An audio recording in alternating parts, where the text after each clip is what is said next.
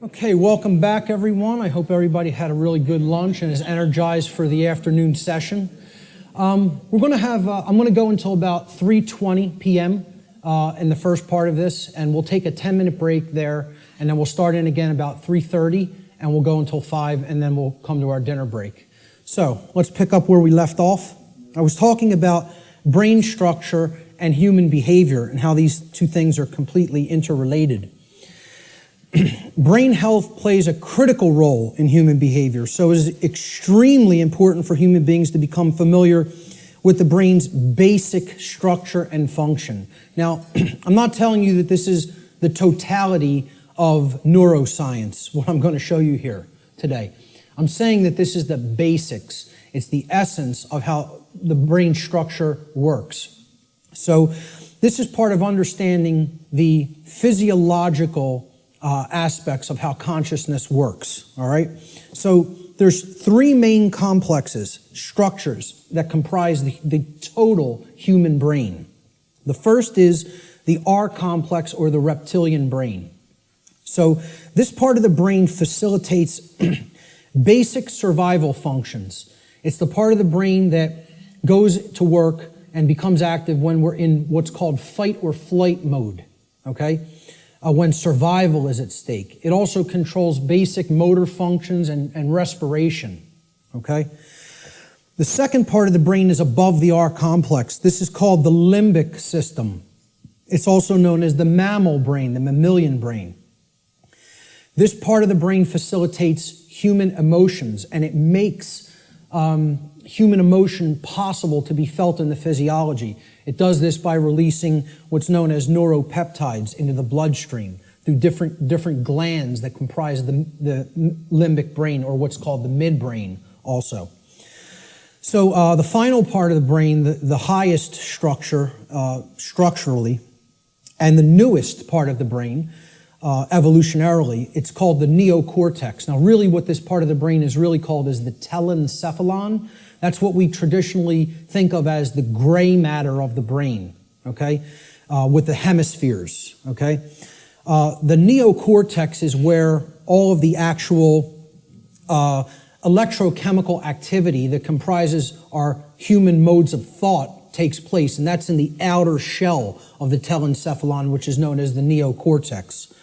So this part of the brain actually facilitates all human functions of thought, what we consider the things in thought that make us a human being and separate us from the animal kingdom. Higher thought functions, logic, intuition, creativity, okay? So we'll break down these parts of the brain and give you some visual understanding of them. So down here,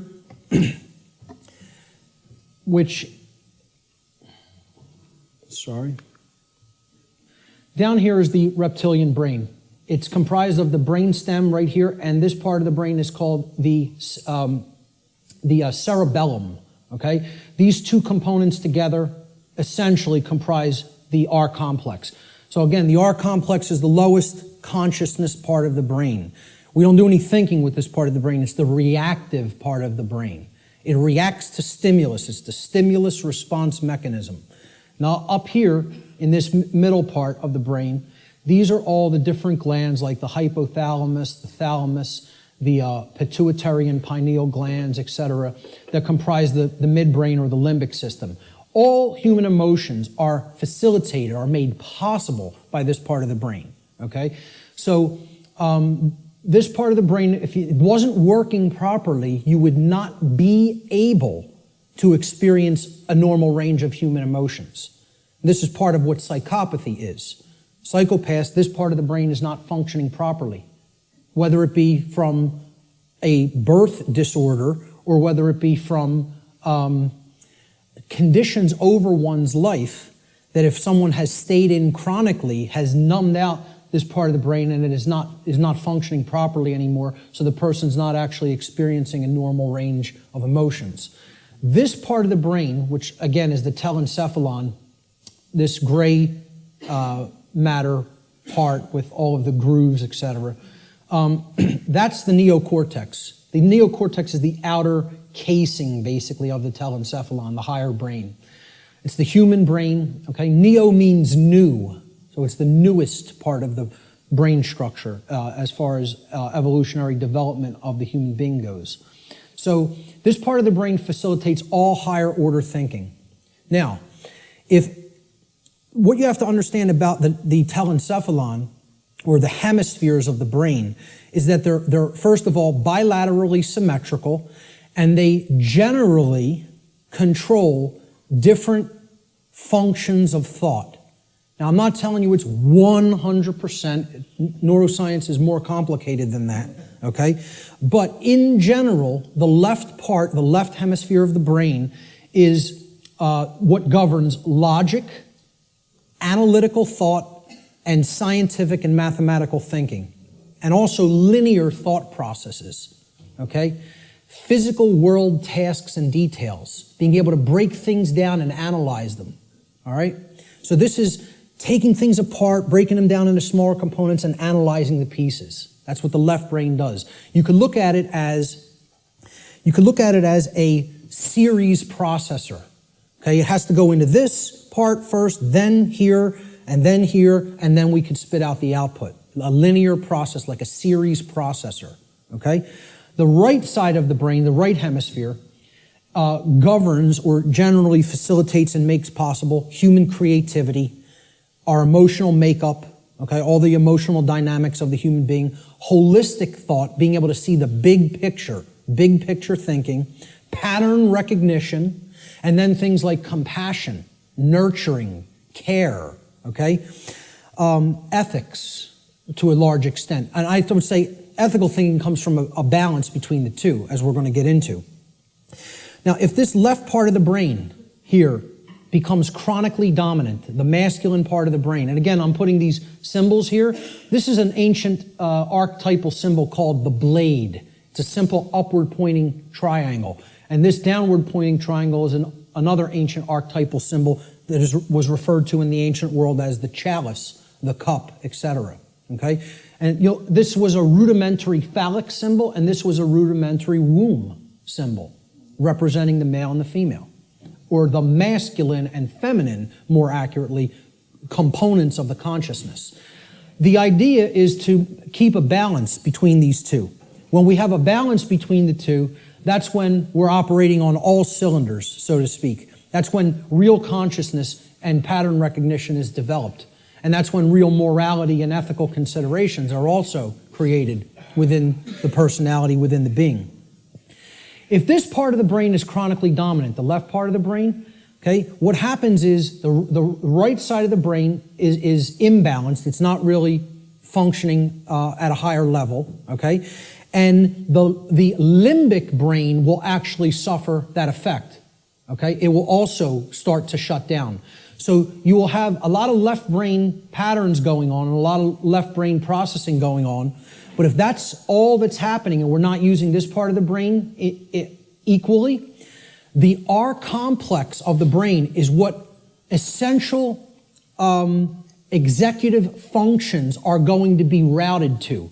We're going to be living from the R complex in a kind of stimulus response only mode instead of living from a holistic brain balanced mode, which is when we're in that balanced state, the neocortex, which governs higher order thinking and makes higher order thinking and ethical thinking possible, is what rules the personality. Okay? Now, conversely, if the right side of the brain is chronically dominant, so let's put it this way. The left side of the brain being chronically dominant, you have the controller. That's the master mentality. The right side of the brain being chronically dominant, that's the slave mentality. That's the I won't stand up for myself and I'll just accept everything. The total new ager, in other words, okay? So this part of the brain, if it's chronically dominant, the opposite happens with the structures of the brain. The R complex will shut down. It will suffer, okay? It will not work properly, which the R complex is necessary. It makes you stand up for yourself when you're under attack. Again, it's the fight-flight response. In a dangerous situation, you've got to know whether you're going to fight whatever's attacking you or whether you're going to get out of dodge and run away. Okay? That's a survival mechanism that's necessary when there's danger. So when this part of the brain is chronically imbalanced, the R complex gets shut down, people freeze essentially, and they don't stand up for themselves and take action, what's happening is they're being ruled by their emotions. And again, the limbic brain governs all emotions, positive and negative. So that's compassion and that's fear. It's any possible human emotion. The midbrain is what's ultimately facilitating that emotion in the physiology. All right? So if this part of the brain is chronically dominant, the opposite happens. You go into slave think, you shut down, you freeze, you're ruled by the emotions, and you don't stand up for yourself. So, the neocortex of the brain has two hemispheres. The left brain largely facilitates logic and scientific thought, while the right brain hemisphere largely facilitates creativity and compassion. When both hemispheres are in balance, the neocortex acts in its proper role as the executive command center of the whole human brain. And that's when true intelligence is born. Now, true intelligence is a concept that I think more people really have to understand. People have equated intelligence with intellect, especially in the Western society. All right? Intellect is not intelligence. Let me say that again. Intellect is not intelligence. Intelligence comprises more than intellect. Intellect is left brain understanding. True intelligence is holistic understanding, with the right brain included in the process, the nurturing, compassionate, creative, and intuitive sides of the consciousness together with the intellectual aspect of the consciousness. And you can see this in the word. Intelligence, right? Intella is where intellect comes from, okay? And gens, G-E-N-C-E, comes from the Latin verb generare. Generare means to generate or to create. So it's the creative aspect of the personality or the right brain. So intellect plus creativity, logical thinking plus nurturing and compassion. That's real intelligence, holistic intelligence. And most people in our society are not in holistic intelligence. They're in one form of brain imbalance or the other. So let's look at how this manifests. If a human being's left brain hemisphere becomes chronically dominant, the R complex will take over executive function of the brain, and the person will become ruled by selfishness and base desires. And they will develop a personality that is based in domination and control. Conversely, if a human being's right brain hemisphere becomes chronically dominant, the limbic system will take over executive function of the whole brain, and the person will become ruled by their own emotions and develop a personality that is based in submissiveness and naivete. Okay? The slave think mentality. The schism of the individual. Okay? Now this is critical, because this is not only a schism within the individual consciousness, it's a schism of worldview, of the way we view ourselves in the world and the way we view our relationship to others in the world. So I call this the mental schism. And it highlights basically what will happen, what kinds of thinking will manifest when certain types of brain imbalance are present. So when we're in this schism, and again, most of humanity is, if we're overly intellectualizing everything and we're too much in the masculine hemisphere of the brain, okay, we're not using the right or intuitive capacities of the brain, the right brain hemisphere. What this can lead to in the world is, again, rigid skepticism. Now, what did we say about that? It's not conducive to learning. People aren't really going to learn when they're rigidly skeptical. This is a hallmark of scientism. Scientismists, I don't know what other thing to call it, worshipers of the altar of scientism, okay, they have this rigid skepticism because they're purely intellectual. They're not really intelligent. The creative aspect is missing from their personality makeup, okay? Atheism is a hallmark of overly dominant left brain thinking because that, shuns all aspects of spiritual reality. There is no spirit. The universe is a grand cosmic accident. From there you get things like solipsism. People will say, well, isn't solipsism purely left brain? No. It is right brain, I'm sorry, is it purely right brain? And I say no, it is left brain imbalance as well. Solipsism can be generated from both forms of imbalance, of believing nothing can actually be known. There is no truth. Truth is a dirty word to many left brain individuals. You'll note. So solipsism plays into left brain imbalance as well. All of these states here inevitably lead to these things down here. Moral relativism comes next.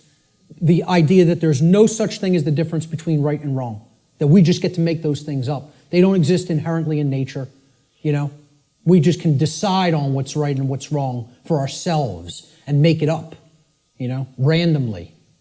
So very, very dangerous ideology, which we're going to be talking about a lot. Social Darwinism inevitably comes after that, all right? This is the idea that a certain class of society can get to direct how the lives of everybody else will go because they're the intelligentsia, so-called, okay? Or the intellectual people, really is what it is, the over-intellectualizing. And we'll direct society because we're the fittest. Like Darwinism postulates the survival of the fittest, well, social Darwinism postulates the survival of the most socially ruthless. And many people believe that's the natural order. They believe that's the natural order, and nothing could be farther from the truth. What that is it's the psychopathic chaos. It has nothing to do with nature, and it has nothing to do with order. It's the exact opposite. So, this state, and these are hallmarks of dark occultism as well. Okay? I think I should know a thing or two about it, as I was a priest in it for almost 10 years. I might know a couple of things about Satanism.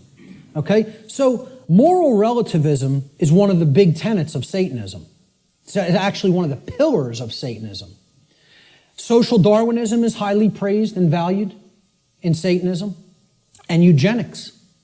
Okay? Because if people don't understand what eugenics is basically people, who have gone so deep into this form of left brain imbalance that they believe they're God and they can get to decide who lives and who dies. That's really what it is. We will control who breeds and who does not get to breed, who gets to live and who does not get to live. All right? That's essentially eugenics in a nutshell. And again, these are all authoritarianism, forms of authoritarianism. Okay? And it's the idea that man is the author. Man is the creator. Man is the God. Man will make the law. Man will decide who, life and death at any given moment. We will decide what's right and wrong, etc. That's essentially what all of these forms of thought are. Extreme left-brained imbalance. And I was there. I was in this state in my life. I was in it for years. For years. All right? Let's look at the other form of imbalance. If the right side of the brain is chronically dominant, this leads to, similar kind of imbalance, but in the exact opposite form. The brain is still completely imbalanced, therefore the person's not in a high state of consciousness. They're completely unconscious to what's really going on within them and around them. But the manifestation is generally the opposite of the left brain forms of imbalance. So if you're in real right brain imbalanced state of consciousness, this will lead to naivete, believing anything you're told, accepting things from quote-unquote official channels and official sources without actually checking into them for yourself. Blind belief. You'll believe the next religion that comes along. We just have to tell them what they want to hear, and I'll believe that. So, New Agers are basically in this category. Naivete and blind belief. People who trust government, of course, are in that category, because again, it's about creating the masters and the slaves. That's what brain imbalance is for. And that's why the controllers want to propagate this imbalance and keep it in place. Again, religious extremism, that's hallmarks of right brain belief, right brain imbalance. Solipsism, no such thing as truth, all from right brain imbalance as well. Feelings of unworthiness, self-loathing, accepting orders from other people, being an order follower. We're going to have a whole section on order followers later and how this is the exact opposite of anything virtuous. For people that believe order following is some kind of a virtue, I don't know what to tell you, but it's the thing that leads to all evil in the world, is accepting somebody's orders and not actually gauging for yourself whether the activity the behavior is moral or not. Okay? And it creates a willing slave. This form of imbalance is ultimately generating a willing slave, whereas this form of imbalance is ultimately generating a psychopathic master. And they're all forms of mind control. It's just another aspect of how mind control works. The propagators of mind control are just doing this to keep that imbalance present in one form or another. They don't even care which it is. As long as they have some that are imbalanced toward one direction and some imbalanced toward the other direction, that's how the dynamic plays off against itself. And you have a world that is continued to be kept under lockdown. So let's look at the worldview schism that goes hand in hand with the brain schism or the mental schism. And again, worldview is exactly what it says. How do you view the world? How do you view yourself in it? How do you view others in it? Well, when there's chronic left brain dominance, the worldview that emerges is one of randomness. And again, this is a hallmark of scientism. The world is this grand cosmic accident. All right? The whole universe is a grand accident. There's no purpose. Right? There's no creator. Everything just magically manifested on its own for no reason from a single singularity, a single point in space-time for no reason. You give me that one, and I'll tell you everything else that happened after that. But you got to give me that one, you know? And I have some bridges to sell you, you know? So, you know, there's no underlying intelligence in nature. Nature is dead. That's what this worldview is about. Nature is dead. It's a dead thing. It's a mechanized machine that is there for no reason. Okay? There's no such thing as the spirit at all. No such thing as spiritual dimension. No such thing as natural law, certainly. Because for one to accept natural law, well, where does it come from? You know, I ask people like whether they accept that natural law exists or that, you know, there's actual objective truth and morality, and like 2/3 of people don't accept it. They don't believe that it exists. They don't think there is objective reality and objective truth and objective morality. You know, they think it's all relative and we get to make it up. I've actually done a psychological, small psychological profiling or study, you know, just asking people this question at random and collecting results and analyzing them. We're at about 2/3 of people who are moral relativists and believe that truth is relative also, that it's not objective. Okay? Now, you ask the same people, do you believe in karma? 88, almost 90% of people believe karma is real and it exists. So I'm like, I can't believe this. You're going to tell me that there's no such thing as a real difference between right and wrong. They're constructs in the human mind is what they think. Right? And simultaneously holding in their mind the idea that karma exists. Well, I asked them the question, what put karma in place then? You believe it exists. What force created it? What made it? What put it in place? And they have no answer for that. You know, they intuitively believe karma exists, but can't answer where did it come from? Because that would involve a creator. And somebody in left brain imbalance can't acknowledge that. You know? So, to a left brain imbalanced person, there's no such thing as spiritual or natural law. It doesn't exist. As a matter of fact, all of existence has no purpose other than to continue its existence. See, survival is the highest aspiration to a left brain imbalanced individual. Right and wrong have no bearing. There's no point in even discussing it. Okay? Because right's what's right for me if I'm super left brain imbalanced. Wrong is whatever affects me negatively. Okay? It doesn't matter what's actually moral. Okay? It's all subjective to a left brain imbalanced individual. And to them, nothing has any purpose. Since it's all a grand cosmic accident, how could there be a purpose for existence? Without a creator, who's going to create the purpose for it? You know? So it has no purpose other than to continue surviving. And again, that's right there is proof they're in the R complex, they're in the base brain. Survival is the highest goal. Survival is the only aspiration. Now, in Satanism, it's about as left brain imbalanced as it gets, folks. You know what their number one law is? Survival. Survival is the highest law. Okay, and we hear about this in Darwinism too. The ultimate purpose of the being is to continue to survive. I would highly debate that. I would highly disagree with that. There are laws higher than survival. Okay? But in Satanism, they simply refer to it as self-preservation. And that means preservation of systems of belief as well. Systems that are serving the self, the egoic self. They must continue to survive. Self-preservation as the highest law. That's the number one tenet of Satanism. And it doesn't matter who you need to step on to do it. Who you need to step on to get one up on somebody else. This is extreme left brain imbalance worldview. All of these characteristics in the randomness worldview are hallmarks of scientism, atheism, totalitarianism, and dark occultism. You could add to that list. You know, whether you refer to it as Satanism, dark Luciferianism, it doesn't make a difference. It's the hallmarks of the dark occult. On the other side, on the right brain imbalanced side of the worldview, there's another worldview called determinism. Okay, determinism is based in right brain imbalance and is defined by, in general, helplessness, religiosity, and the dismissal of free will. This worldview will eventually lead to a society of blind order followers and willing slaves who accept their conditions as their lot in life. So, hallmarks of deterministic worldview. God controls every event in creation. Nothing happens at random. There is no free will.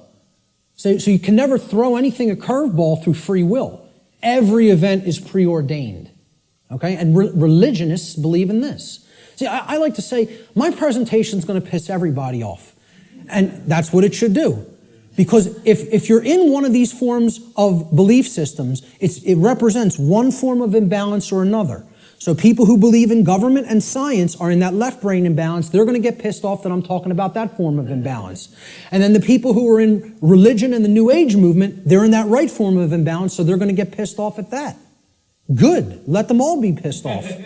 The truth will piss you off, and then it will set you free if you accept it.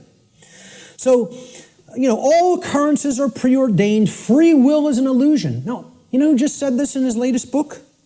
Stephen Hawking, who you would think is the most left-brain person that you could think worships at the altar of scientism, believes the universe is a grand accident, okay, and a mechanized machine, okay? It's like this comes full circle. It feeds off of each other like a feedback loop, these forms of imbalance. He went so far through left brain imbalance, he's so in the left brain, that he actually developed the hallmark of right brain imbalance, which is that there's no such thing as free will. No such thing. Since it's all a mechanized machine and there's no consciousness, there can actually be no choice. We are actually robots controlled by matter. Hawking believes this. He actually wrote this in his book. He said free will is as dead as God. Okay? And millions of people buy this moron's books, and I'll call him a moron right to his face. There's not a drop of intelligence in that man, and people think he's one of the most intelligent people in the world. You might be one of the most overly intellectual people in the world, but you have no wisdom at all. Zero, if that's how you think. And again, put him in front of me and I'll tell it to him to his face. Okay? Because these people actually believe he's smart. That person isn't smart. He's dumb. He's intellectual, but that doesn't make you intelligent. Okay? He has no part of the big picture. None. Just because you can theorize something and visualize it and calculate it mathematically does not make you an intelligent person. That means you're great at using the intellect. You're great at mathematics. You're great at linear and logical thinking. That does not make you wise. All right?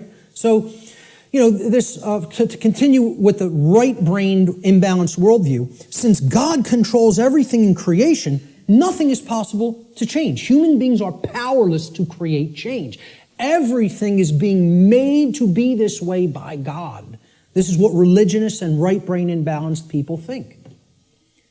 So, therefore, why take any action? Action is ultimately meaningless. A big hallmark of the New Age community, because it's a religion. You know, the Course in Miracles. Oh, we just need to accept everything the way that it is, right, folks?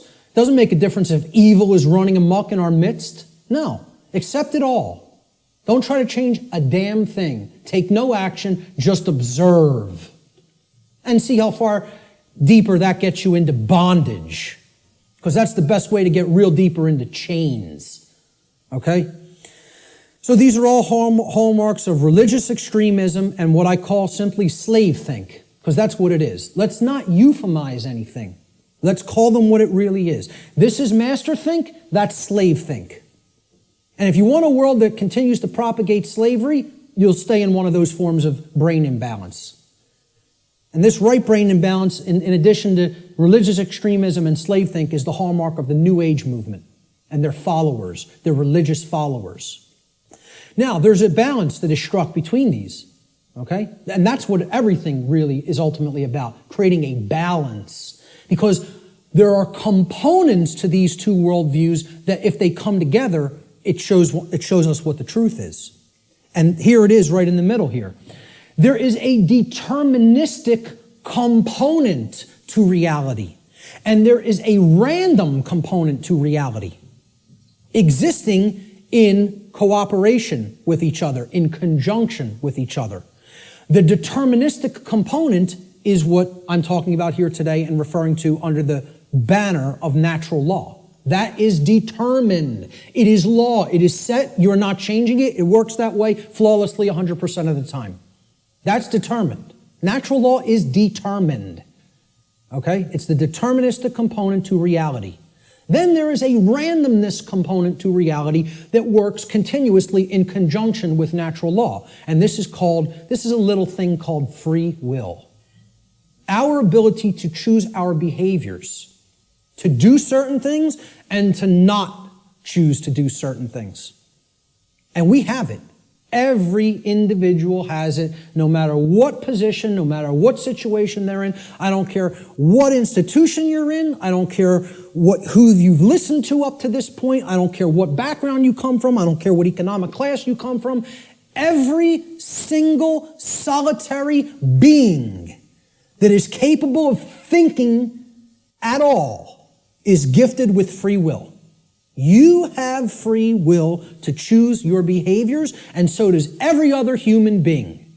Everyone. Okay?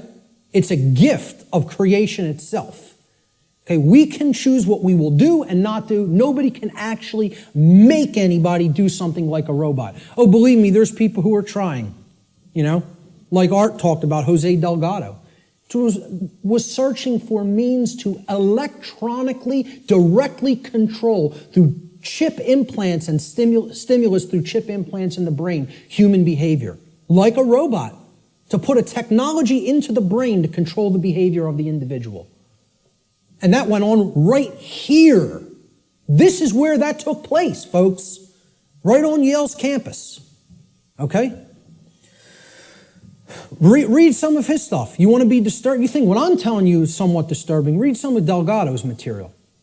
He was telling people, we're going to show you that free will doesn't exist. We're going to show you there's no such thing as rights, that we make up what rights are. The ruling class makes up what a right and a wrong is. We tell you what it is, and you have no choice. And he was telling you, we're going to show you you have no rights, that you're our slaves. Yeah, read some of his material. And an excellent book Art recommended too, Jim Keith, Mass Control, The Engineering of Human Consciousness. If you haven't read that book, get it and read it. And that's just an introduction. And many people think he was murdered over it. You know, so truth lies in the middle of these worldviews. There's a deterministic component called natural law. There's a random component called free will, our ability to choose our behavior freely. So let's look at this debate that's been going on since time immemorial of human nature versus human nurture. And again, I'm getting ready to piss everybody off, okay? This debate's been going on forever. Which is it? What's human nature really look like? What's its essence? Is it angelic or demonic? Okay? I would say it's neither.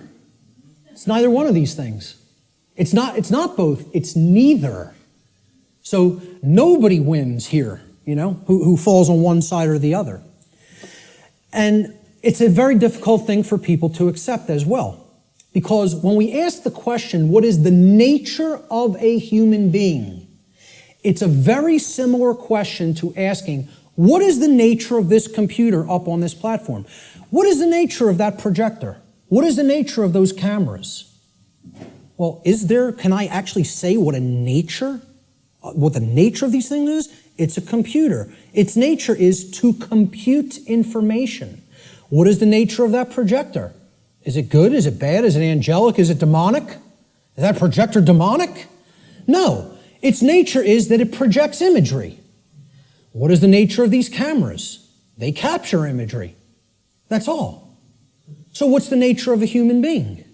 The nature of a human being is that it takes in information, it processes it, and then it outputs it through behavior. And as we're going to see, that's very much like a computer. I'm not saying that it is a computer. I'm saying it's like one. Okay? So human nature is neither inherently good nor inherently evil, as many people think fall on one side of this argument or the other. Instead, we should consider the operating conditions or the environment in which human beings exist, which influences behavior to a great extent, thus creating the current human condition. That's why it's called the human condition. It's not called, the situation we're in is called the human condition. It's not called the human nature, okay? It's called the human condition. There's a reason it's called a condition. For any condition to be in place, well, hey, what condition is my computer in right now? What condition is my projector in? What position is Richard's cameras in? They're in operating conditions. They're doing what they're supposed to be doing because they've been kept up in good condition. Okay, in the example of my computer, it has a working operating system without malware on it. Okay, it has software that does the job, that does what I'm asking it to do properly without bugs. Okay, those are the conditions. The operating conditions will determine how does it perform. What kind of output can it put out into the world? All right? So, again, what I'm saying here is that human beings are like computers. Not that they are computers. Let me just state that emphatically. We're not computers. We're like computers. Okay? We are programmable. That's the nature of a human being. How many people have ever heard anybody say that the nature of a human being is that a human being is programmable? To my knowledge, I'm the only person or researcher that is calling that human nature. Our nature is that we can be programmed. And there's another thing, that's another thing people don't want to hear. They don't want to hear this because they liken it to a mechanized machine. And I'm not saying, again, to emphasize, I'm not saying we are computers. I'm saying we're like them in the ways that we can be programmed. So what gets put into a person through the environment, which is called the culture, all right, and becomes their programming, determines what they will output onto the screen, which is called human life. And that will create the human condition in the aggregate as more and more people operate that way. All right, so let's look at how this works. Human beings are programmable much like computers. Like a computer, if a human being has a bad file system format, that's the first thing you do when you're going to get ready to use a computer. You have to format the drive. How many people here are somewhat techie? Not many. Okay, about a quarter to a third. All right. So some people will know what I'm talking about here. For the others, excuse the jargon for a moment. All right, I'll explain what it is. A file system format is you got to format the hard drive so you can prepare it for a specific operating system, which is basically the task controllers. It's going to control what happens on the computer, how programs get launched, how memory is used, etc. in a nutshell. All right, I do this for a living, so I know all the technical stuff. So I'll try to keep it simple. So if the human being has a bad file system format, right? This is akin to the operating conditions during a child's formative years, the first 6 years of their life, essentially. Now, think about it. We call this their formative years. Their formative years. like a format on a hard drive, because this is what puts the file system into the human being, that prepares it for its operating system. Okay? So, largely, what programs the child at this stage is the parents and what they will see in their immediate environment at home and during their very early years in, quote, schooling. All right? Now, if, like a computer, if a human being also has a bad operating system. Now, this is like Mac OS, Windows, Linux, etc. Android, iOS. These are operating systems. Again, they are basically providing a platform that other programs will run in, and they're providing a graphical user interface. This is your culture. The operating system is the culture in which the programs run.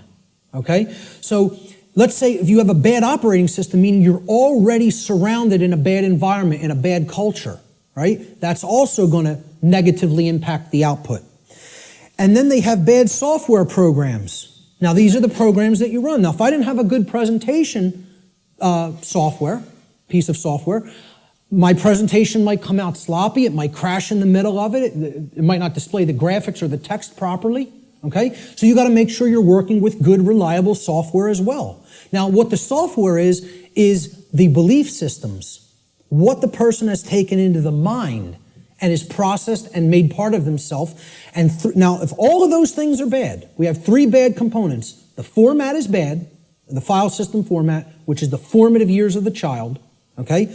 The culture is bad, meaning they're already growing up in a bad culture or in a culture that condones moral relativism, etc., and doesn't understand natural law. And the software programs that have been input into the child are bad, meaning their belief systems. Okay? What do you think the output of that, quote, computer is going to be like? Is it going to be good? Is it going to be chaotic? If I screw up my system's hard drive format, if I put an operating system that is like at alpha state and it's not ready for prime time because the development's not finished, it's half-baked, okay? And then I load crappy software that's full of bugs and the developers didn't really care about programming them correctly. Do you think that computer is going to operate properly and give me the output on the screen I'm looking for, or output on the printout I'm looking for, or output on the internet that I'm looking for? Good luck. If you know a little bit about computers, you're laughing now because it would be ridiculous to assume that it could do that. Well, why do we think that we're going to have that in our environment when all of these things are badly programmed? See, the output onto the screen is also going to be horrible if all those three things, that determine how the system works are also bad. So it will contribute to deteriorating conditions on a mass scale. Like a computer, the behavior of a human being largely depends upon its programming. And its programming is the quality of the information that is being input into it. The quality of the information it's taking in. The quality of the information it's taking in is going to determine the quality of the information it's outputting, like any other computer. So if garbage goes in, surprise, garbage is going to come out. If good information goes in, quality will come out. And the output will be as one wants it to be. It will be able to process and create efficiently, effectively, not chaotically. Here's a very simple diagram. Again, if people understand it, they really get how natural law functions. And again, it's very unpopular. People don't want to look at what the bottom base foundation or platform of this structure is. Because once again, this idea that knowledge is what's required makes many people upset because they want to believe they're going to achieve these things they say they want without doing the work to acquire that knowledge and therefore understand the requirements for obtaining those conditions. So we start with available information. And when people look at what I'm going to describe here, they will recognize it as something. And I'll hold what that is for a moment. Available information is what you're starting with. This constitutes potential knowledge. And it can become knowledge if it's taken in, if it's amassed, if it's aggregated. okay? It can be gathered, it can be processed, it can be understood, and then it can be acted upon.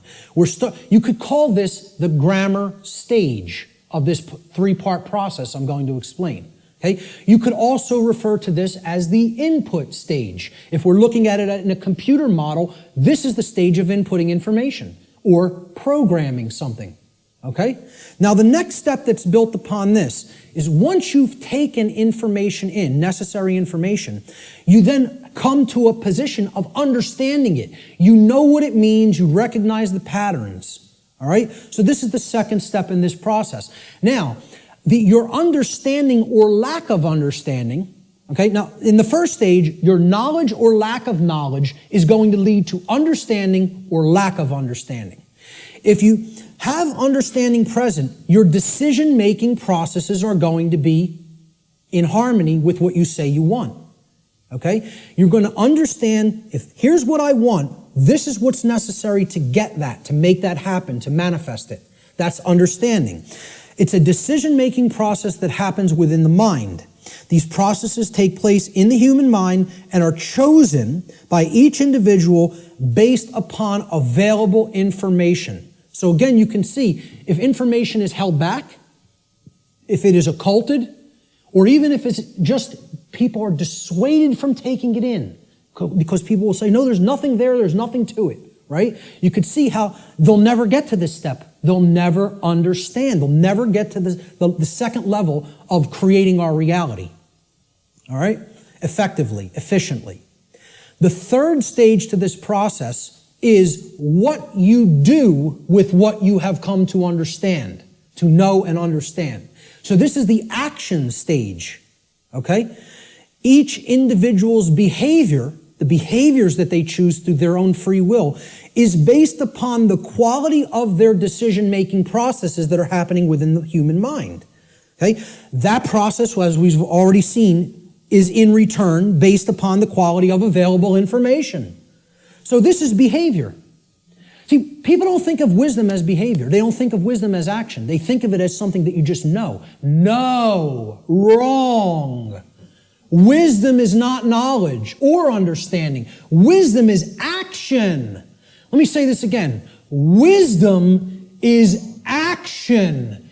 It is knowledge and understanding that has been applied. Application. That's the program that you're going to run on the computer that you've put an operating system on and formatted properly.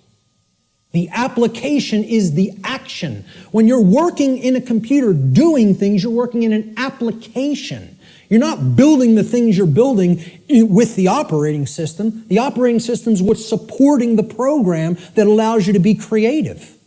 Okay? And in return, the file format supports the operating system. So, we start with available knowledge. That can be converted in available information, which can be converted into knowledge, which can then, through decision-making processes and filtering of that information to eliminate inconsistencies, can lead to an understanding. In continuation, the understanding can then lead through our free will decision-making processes to be converted into behavior, into action in the world. That, when it's done properly, it's wisdom. When it's done with morality and ethics in mind, it's wisdom. When it's done without that, it's folly. Okay? And it leads to more and more chaos. So, based upon these three processes, something is generated. Something is created in the physical manifestation, physically manifested reality, the real world, so to speak. So, the manifested reality is based upon the aggregate behavior. Aggregate behavior. No one person is creating the reality we are experiencing. Okay? It's another fallacy of the New Age movement and thinking. In the aggregate, we are creating our shared reality. All the behaviors put together creates the output on the screen, or the generated result. Is it orderly? Is it chaotic? Well, that's going to be based upon whether someone took in the information, processed it efficiently to come to an understanding, and then acted upon it. The manifested reality is the quality of the condition which manifests in any given society based upon the aggregate quality of human behavior within that society. This is how our reality is actually created. The conditions that we experience as the daily events of our life. It's a simple 3-stage process that leads to a result. And for many people here, you will recognize, if you've looked into this discovery process and this creative process, is known as the trivium. This is what the trivium is. Okay? In the ancient traditions, this is what the trivium was labeled. It was labeled knowledge, understanding, and wisdom.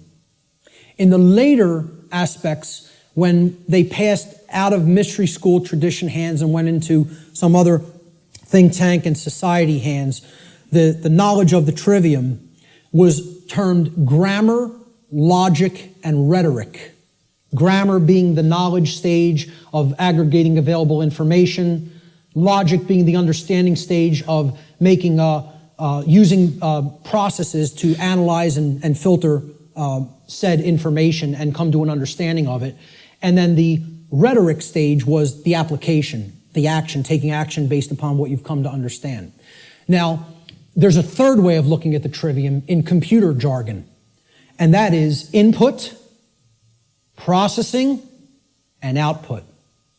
And then you get the result on the screen, which is called life. All right? Any way you want to look at the trivium, I don't care. But understand it, know how it works. Okay? Because this is why a big part of why we're in the situation that we're in is that the trivium methodology of truth discovery has been completely obliterated from public consciousness. Completely obliterated. And I ask people how many people have even ever heard the word trivium. Raise your hand if you've heard the word. So a good portion of the people here have. Many people have never heard the word. And if you do a Google search on it, most people are going to get back the band, the metal band, the trivium, which is not a bad band, but, you know, but the whole point here is the results that are going to come back through Google or Bing or Yahoo or whatever are going to give you a metal band, a heavy metal band, instead of the trivium method of learning, the classical liberal arts education methodology. Because they want to try to sanitize that as much from human consumption as possible. They don't even want you to understand how that works at all. And that's why it's been removed from public schooling. And that's why, as long as this society stays the way it is, it'll never be put back into public schooling. You know, I tell people a little anecdote. When I was in high school, and thank God I went to the high school I did because they really hammered Latin and Greek into you. You were going to know your Latin and Greek when you came out of my high school, okay? For whatever other indoctrination they put into you, that's a different story. But I'll tell you what, you came out of there knowing your ancient languages. It was still part of the curriculum when I was in high school. And, again, I think I came out better out of there because of simply the linguistics knowledge that I gained from it. And we read Gaius Julius Caesar's war journals in their original Latin and translated them. And in one of them, he's absolutely lambasting one of his centurions. Okay, they're on a campaign in Gaul, which is France now. And Caesar is, making his rounds of his troops, and they're getting ready to, push deeper into Gaul. And he finds, when they would have their encampments, they would have a lot of, slaves of the Roman Empire that they would take with them on their campaigns that would do a lot of the lifting of the equipment and the carrying of the equipment for the centurions to do battle in the next battlefield location. And the slaves would have to do all that manual labor. And Caesar says to one of his centurions, he's passing by their encampment, and he sees one of the actual centurion leaders teaching one of the slaves the trivium method. And he flips out on him in this journal. He says, I caught one of my centurions, teaching the trivium, and freaks out on him. How dare you teach a slave our method of learning? Soon they won't want to be a slave anymore. There'd be an uprising if they knew what we knew, if they knew our truth discovery methodology. He said, I forget how it really ended, but I think how it ended was, he told this centurion, if I ever catch you doing this again, I will personally cast you into the wilderness of Gaul and let the Gaulians deal with you, who knew that the Roman Empire was trying to conquer their people at that point, which is basically saying it would be a death sentence, but I won't even carry it out. I'll let our enemy carry it out on you. That's how much he didn't want their slaves to understand their methodology for learning. And that's the trivium. And that's why most people have never heard the word. So you got to look into it and understand how it works. That's all I can say about it. It is how we build our reality, either efficiently or destructively. So let's look at some of the principles of natural law. Now, in my extended seminar, which goes over a 6-week class of lessons, I get into these principles deeply in an extended form. We're not going to do that today because time doesn't allow. I'm going to briefly touch on each one. Okay? The word principles, let's define it. Principle comes from the Latin noun principia. Principia means first, foremost, leading, chief, or most necessary. It is that which matters most. It is the first things that must be understood. Before anything else can be understood, principles have to come first. And this is the problem. Our society does not put principles first. It puts trivialities first, and we're no longer a society that even cares about principles or first things. So first things first. First things or principles have to come first.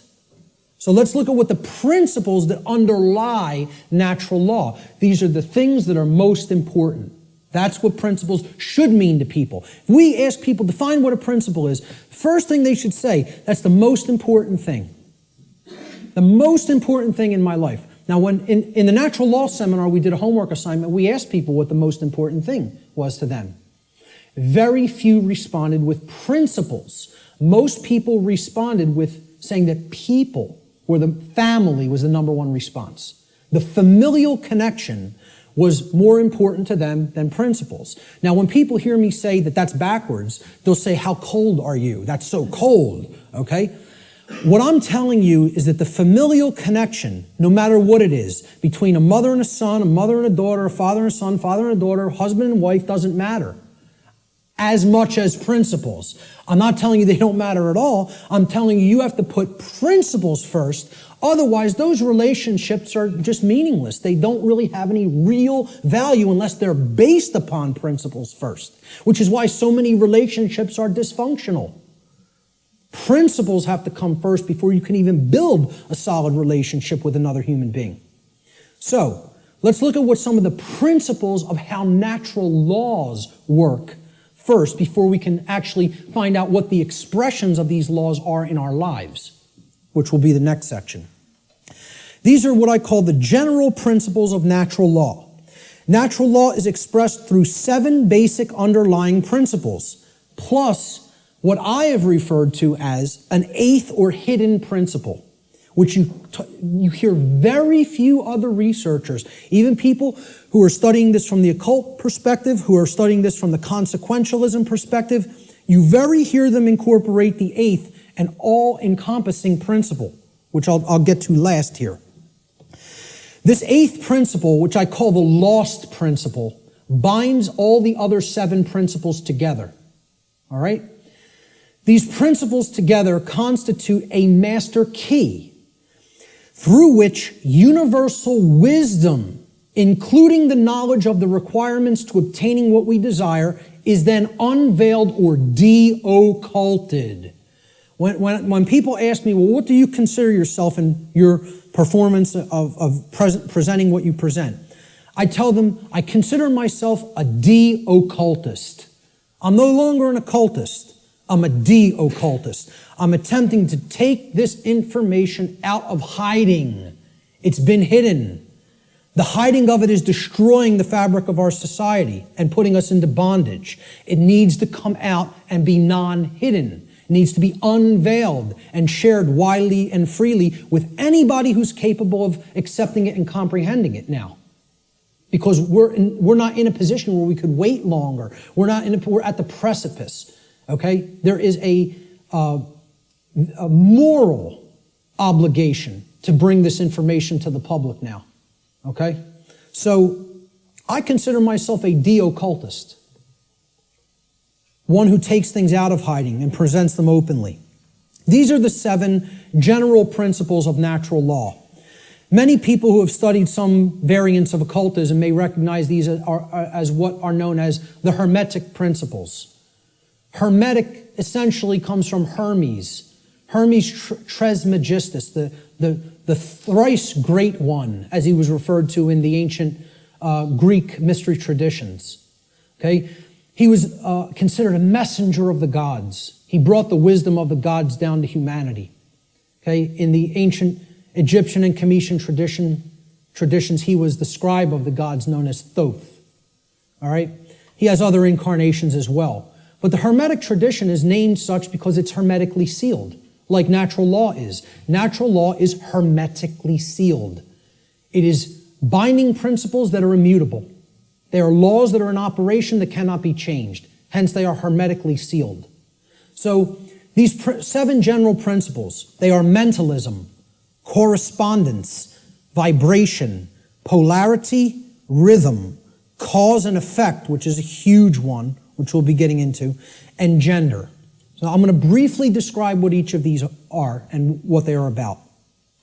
The principle of mentalism states that the all, everything in creation, is actually a manifestation of mind. The all is mind. Okay? What this means is everything that happens has to be a result of a mental state which preceded it. Everything. For anything to exist, thoughts had to form first, and then they formed the physical reality after. The universe itself is a mental construct of the Creator. Thoughts lead to the manifestation of things and events. Thoughts create conditions.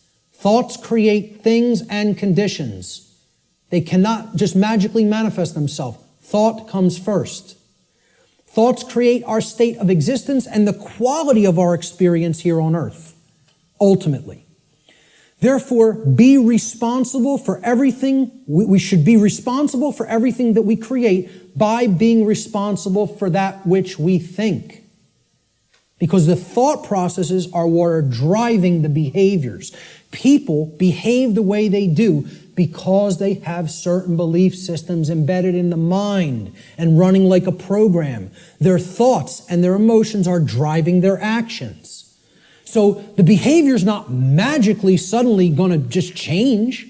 The thoughts and emotions have to change because they're the driving force behind the behavior. That's when reality will change. See, people don't want to hear that, once again. They don't want to hear, if you want to change reality, you, yourself, have to change the way you think. Because the way you think is not conducive to the requirements for getting what you say you want. They're doing the exact opposite of that in many cases.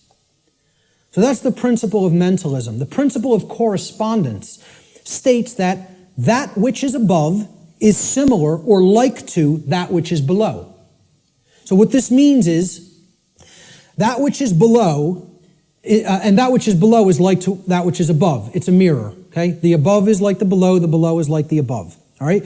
The above, in this case, is the macrocosm, okay? The laws of the very large things, okay? The laws that govern the creation which we consider is seemingly outside of ourselves. We know at the deepest level that it's not, that we're one with it, but, we perceive this as out here. The laws that govern the large aspects of things.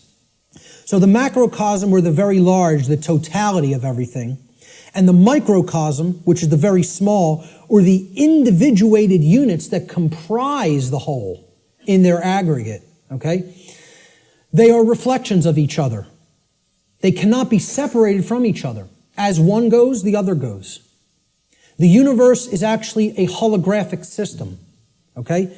It's a hologram is an image, okay? You pass a laser through it, and it then projects a 3D image, okay? It's like a flat image, and it projects a three-dimensional image. But the aspect, why they call it a hollow, like holistic, hologram, holistic image, is if you break a hologram into multiple components by cutting it. So if I take a hologram and I cut it in 4 pieces, you don't have a quarter of the image on one part of the hologram and a quarter on the other and a quarter on the third and a quarter on the fourth. You have 4 whole images that only lose their resolution by a quarter. Okay? So everything is contained in all the smaller parts. Okay? That's like the reality that we're living in. Our universe is a holographic one. So the universe is inside the individual. And the entire universe is like an individual. They're reflections of each other. To know the workings of the individual will help lead us to an understanding of the macrocosmic laws. Similarly, to learn the macrocosmic laws will help us to learn the way that consciousness within the individual functions. These two things cannot be separated from each other. And once again, as I said near the beginning, that's what occulted knowledge is. The knowledge of the occult is how the microcosmic world works, which is the individuated consciousness, and how the macrocosmic world works, which is natural law. So the other part of the principle of correspondence is that our reality is also fractal in nature. Now, if you studied fractals, these are self-similar mathematical generated patterns. Okay? We see this through things like Fibonacci sequence in mathematics, and this is repeated endlessly throughout nature.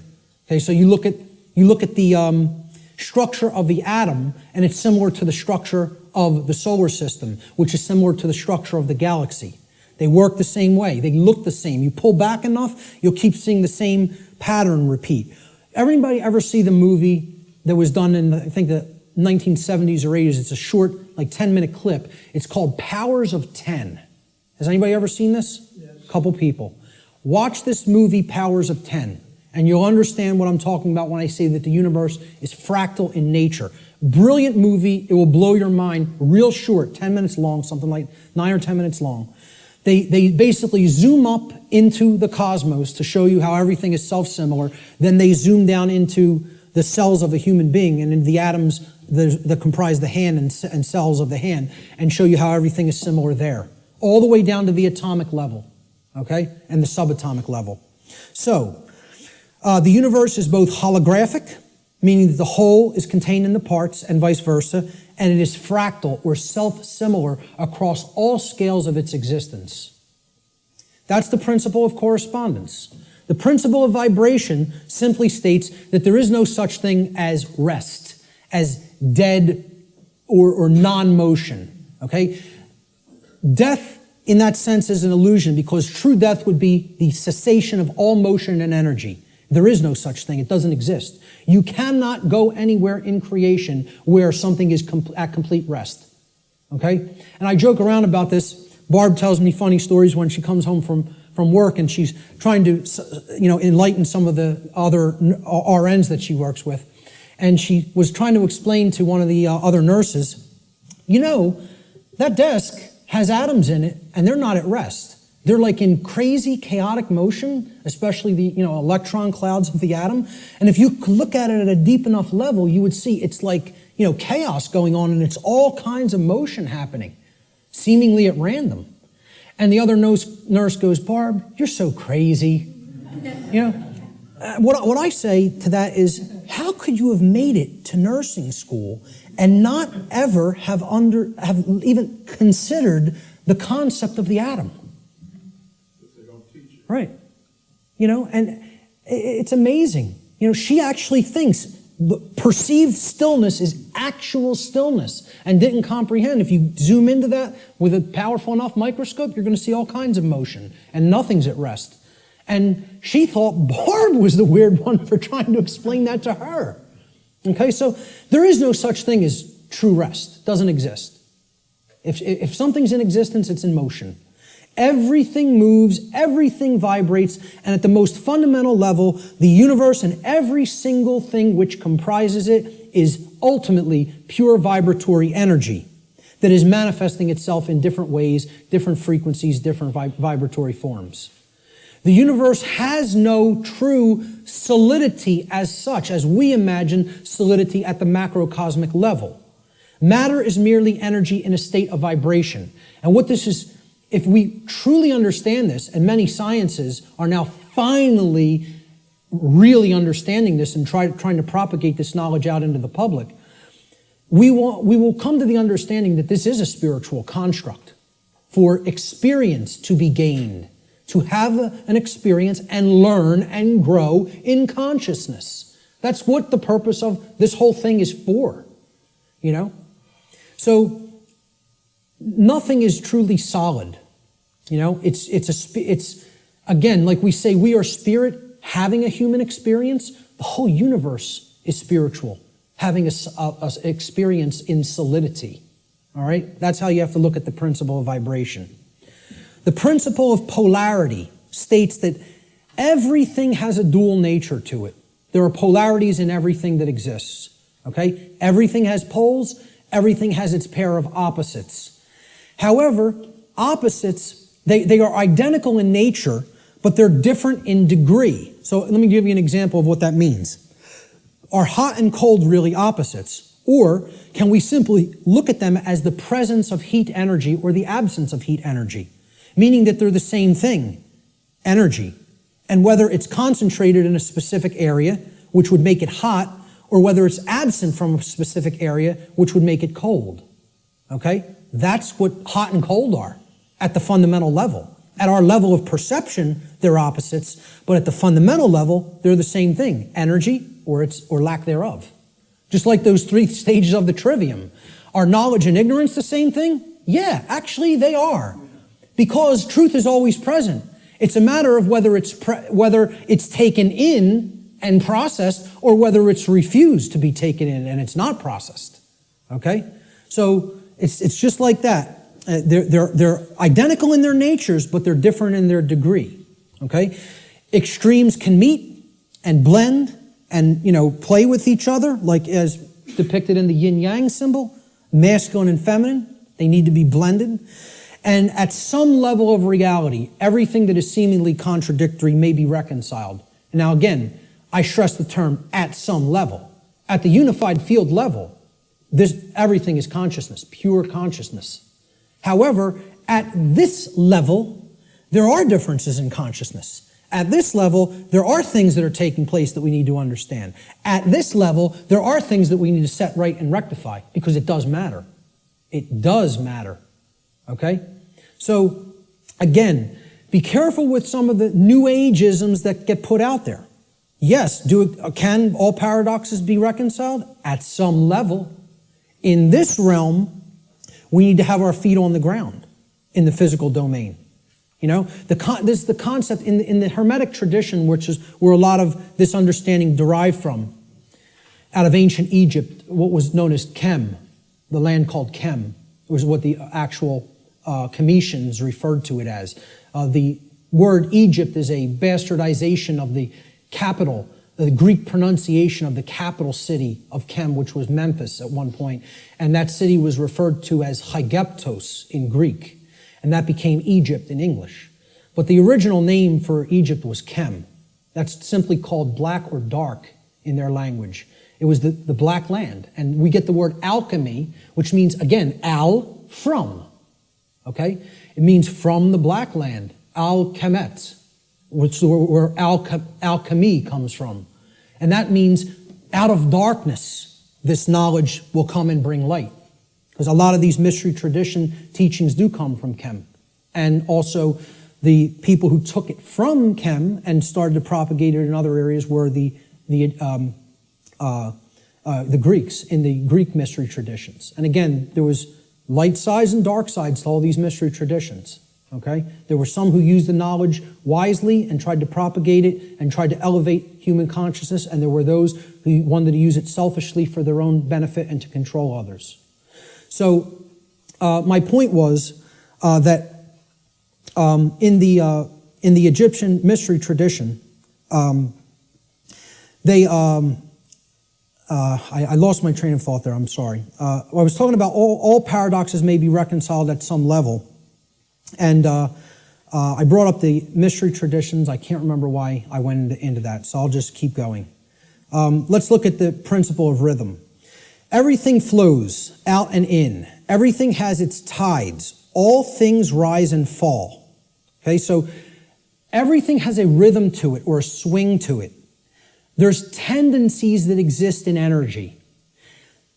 The pendulum swing manifests in everything that we undergo, everything that we perceive. The measure of the swing to the right is the measure of the swing to the left. It's just an opposite. It's perceived as an opposite. Rhythm will compensate. Now, how this should be understood when we are talking about natural law is many people will say, well, that's just the way the tendency is moving us. It's just the way the tide is taking us, right? But that's not really accurate.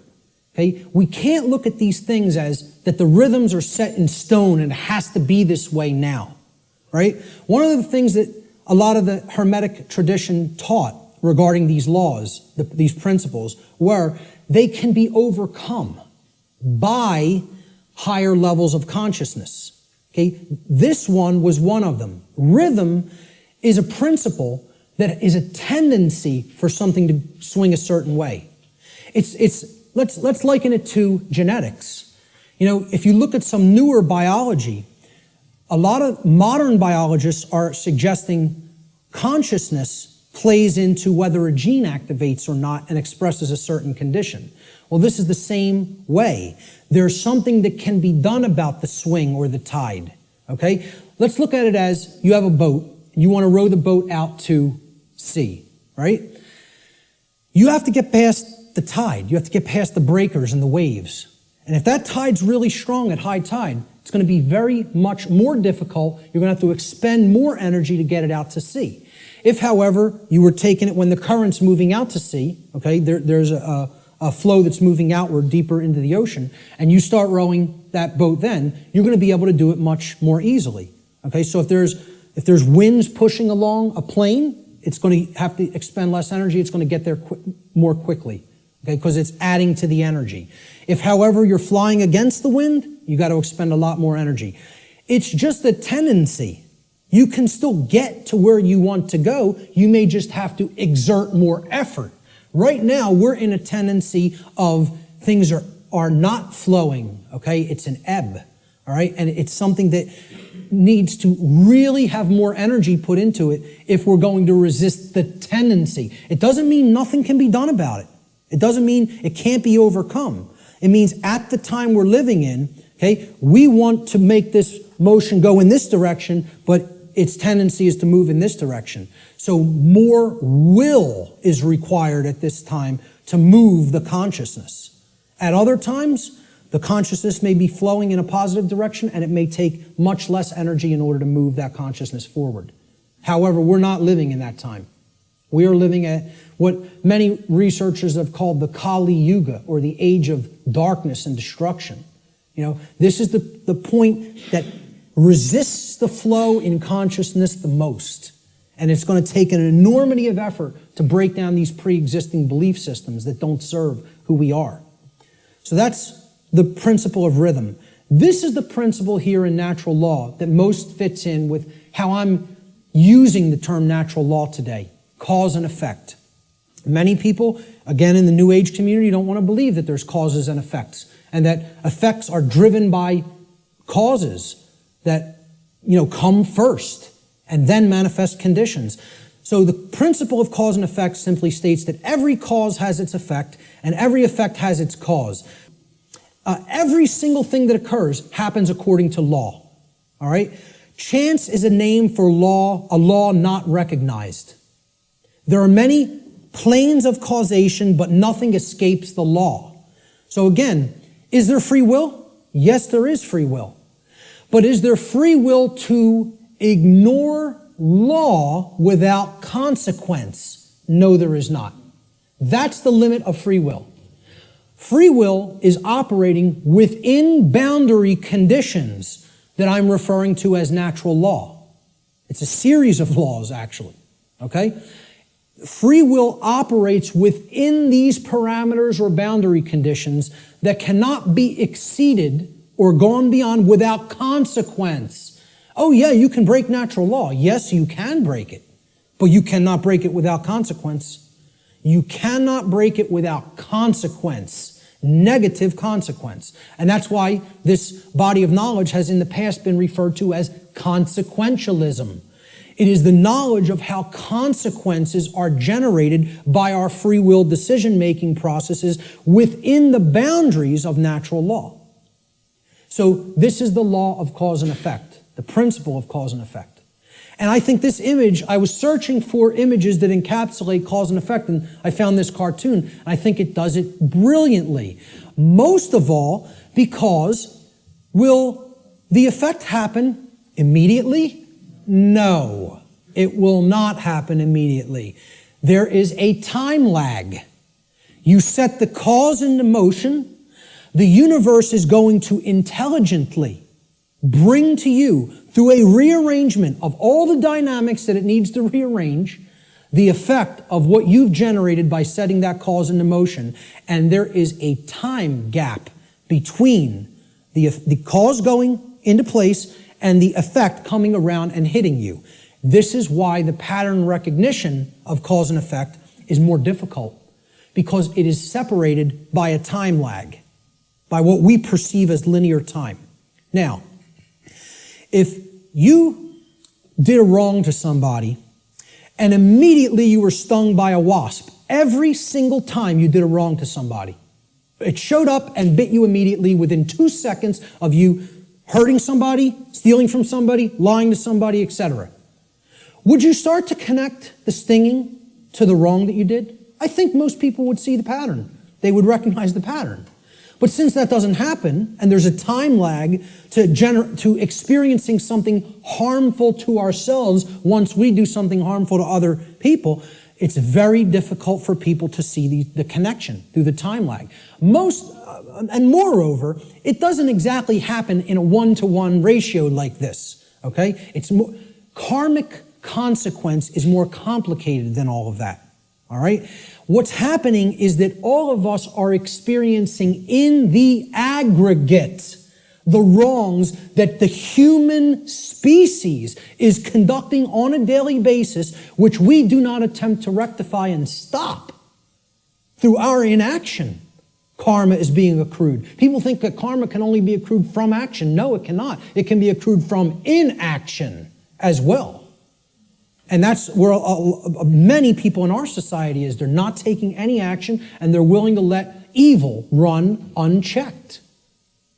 So this is ultimately going to come back and bite us, and what we set into motion is going to actually topple over onto us if we don't change our thoughts, emotions, and behaviors. Nothing escapes law. We are bound by it eternally. Let me just go back. I'll leave it on this slide for a moment. For some people familiar with my work, you've seen me break down the Matrix trilogy. And the law of cause and effect is brought forward extensively in the second Matrix movie, The Matrix Reloaded. And the scene that encapsulates this the most is the character of the Merovingian, who tells to the heroes who want to be free from the Matrix and its control, okay? You are coming to me without an understanding of why you are in this position. You don't understand the causal factors that have led to the current conditions that are in place. Therefore, you are coming to me with no power to effect change. You are powerless. So why should I help you? You're powerless because you lack knowledge and understanding of what set these events into motion. Why? The question why, he says, why is the only source of real power. Without why, you are powerless. He's talking about cause and effect, and he says it specifically. Causality, he calls the only real truth. And this is the villain. The words of truth come through it's a big technique in Hollywood too. The words of truth are spoken by the villain in the movie or in the series, okay? But if you listen, and there is a twist, a dark twist to what he says. He says free will is like an illusion. No, it is not. That's where the dark occultist is trying to trip up the heroes. There are both free will and natural law.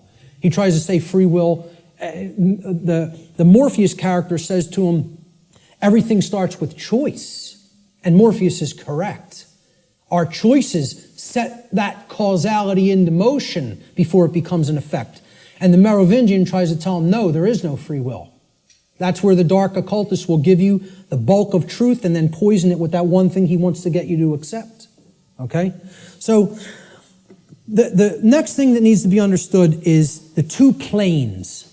All right? There's the plane of effects and then there's the plane of causes. No power to affect any change lies on the plane of effects, which is the physical manifested reality. Again, what already is, nothing can be done about. What already is, you cannot change.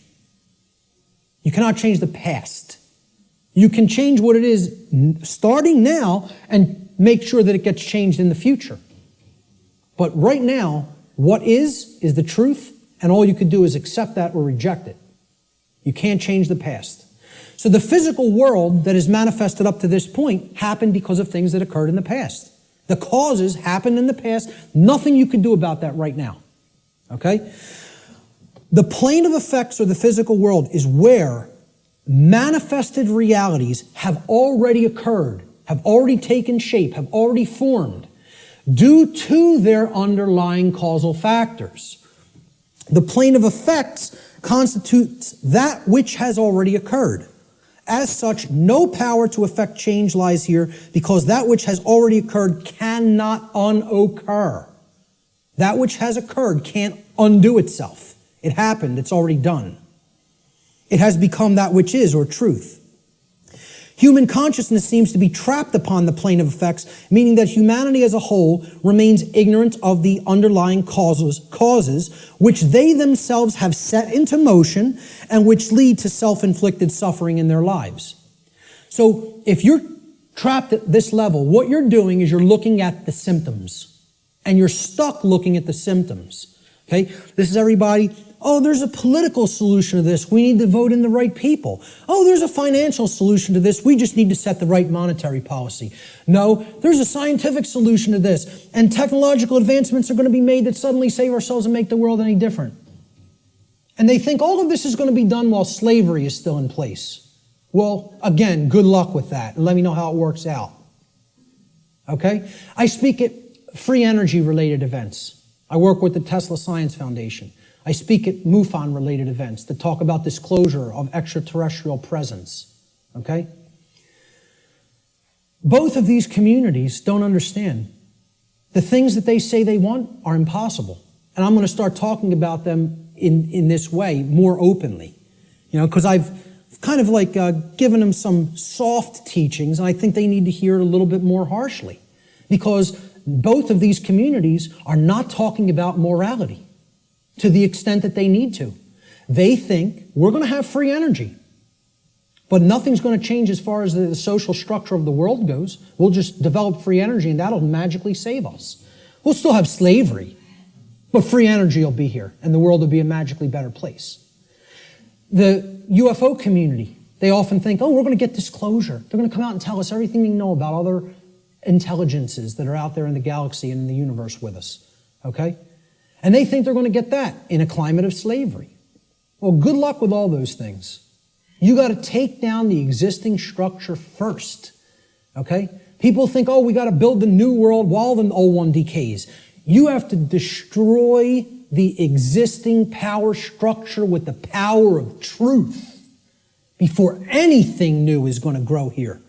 Because this place is a garden full of weeds, of poisoned ideologies and completely erroneous belief systems that have no bearing on truth whatsoever and cannot get us what we say we want. Until those thoughts are changed, don't expect the results you want. So to the free energy movement, I say you're never going to get free energy in a climate of slavery. To the UFO community, I say you will never get disclosure in a climate of slavery. Slavery has to end first. Then you could get what you say you want. So, again, no power to effect any change lies in the world of effects. Cannot be done. You are rearranging the deck chairs on the Titanic while it sinks. You're not creating any change doing those things. because the underlying causes aren't changing. And the underlying causes are how we think, how we feel, and how we behave. And no one wants to look at that. They want to think all those things can stay in place and I can magically get what I want. I want to keep my hand over the fire, but I don't want it to burn and blister. Well, enjoy. See, find out what you get when you do that, because that's what we're doing when it comes to natural law. So let's look at the plane of causality. This is the other plane. This is the mental realm, the mental world. Again, according to the law of mentalism, the first principle of natural law, everything that manifests must first manifest in mind before it can manifest physically. So again, if the plane of causality is the mental world that's generating the causes in mind, okay, everything is happening there first, and then it is trickling down to the physical domain. It is manifesting in the physical domain only after it has manifested in the mental world. The plane of causality is where causes are set into motion prior to those causes manifesting as formed realities in the plane of effects. This plane of causality constitutes the causal factors, the why, which underlies and precedes all manifested things and events. All power to effect change lies on this plane of reality. Human consciousness must move away from the plane of effects and to the plane of causality in order for human beings to understand the causal factors of the conditions which they are collectively manifesting in their lives. Only then will humanity be able to co-create their shared reality on a conscious level, meaning with an understanding of how natural law operates, rather than on an unconscious level, meaning that we don't understand how natural law operates. And I just look at it in a simple graphic, in a simple, chart or graph. This is the higher realm. This is the world of causality, the mental world, the why, the underlying causal factors, okay, that precede conditions which are manifested. This is where our consciousness has to go, because this is where all power to effect change is at, in the understanding of why that manifested to begin with. So these are the symptoms. This line could be looked at as the diagnosis. You have to make that diagnosis and get to the underlying causal factors that lead to the symptoms. Okay? The plane of effects, on the other hand, meaning the physical world, is the manifested realm. That which has already occurred, that cannot be undone. At least in the present moment. You could start in the present to undo it in the future. But as far as the present moment and all moments in the past go, you're not changing that. That's truth. That's what is. Okay? That's already manifested. You can't change it. No power to effect change lies in continuously analyzing the symptoms. You got to do that long enough that you know where the problem's at. You've made the diagnosis. Now you can get to the causal factors and start going to work changing those causes. Okay? Unfortunately, this plane, the plane of effects, seems to be where human consciousness in the aggregate is trapped.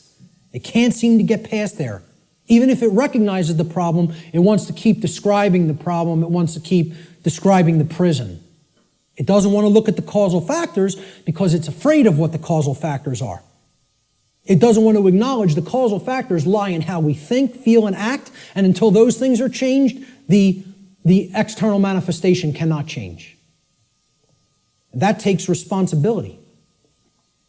The final principle of the 7 principles of natural law, at least the formalized ones, are gender. Again, I'm going to talk about an 8th lost one.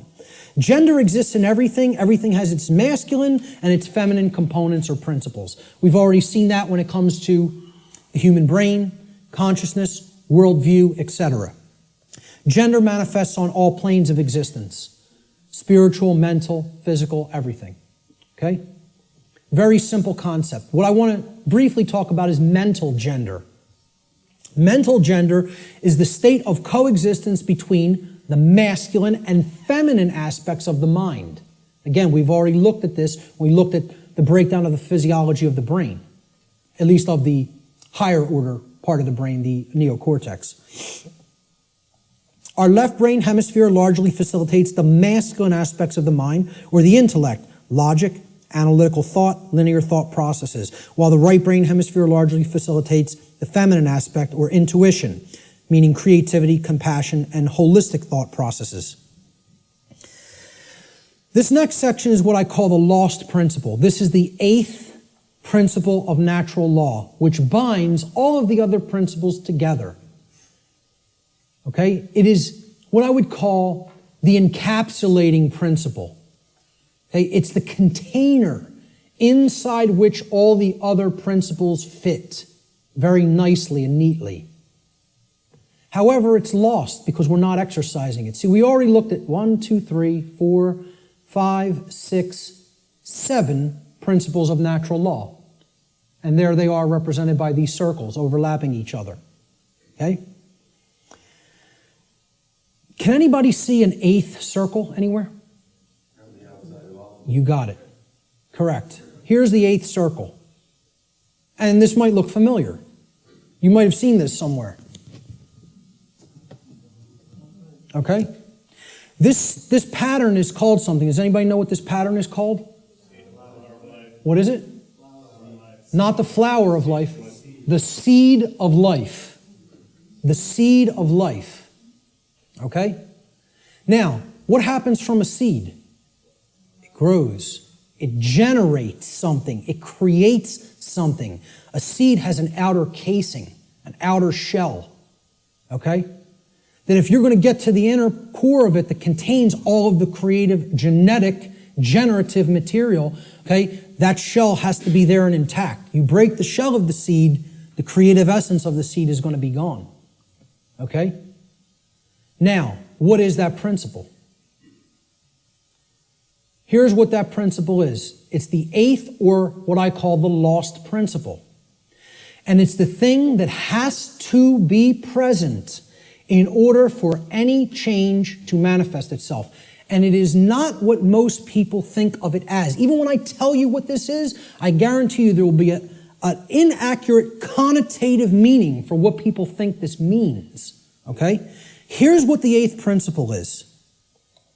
It is known as the generative principle, or the principle which governs creation, which actually is the causal factor that goes into effect and generates the result that we say that we want. But what's the real term for it? Who can guess what the actual term, what the generative principle of creation actually is? No, it is not action. Okay, now most people will say it's love. I want to distinguish it from the concept of love, even as I'm going to describe love in this presentation a little bit later on. Okay? What is it? Procreation. No? What? Compassion. Somebody said it. Compassion. But somebody said something else. No? Care. Who? Care. There it is. Okay? The generative principle is care. Now, this is different than compassion. People say, why don't you use the word compassion? Because that's not what I'm talking about. It is a different concept than compassion, or even what I would describe as love. Care, and I mean care with a capital C, and here I didn't even put it with a capital C. I'm just putting it in all uppercase. All uppercase care.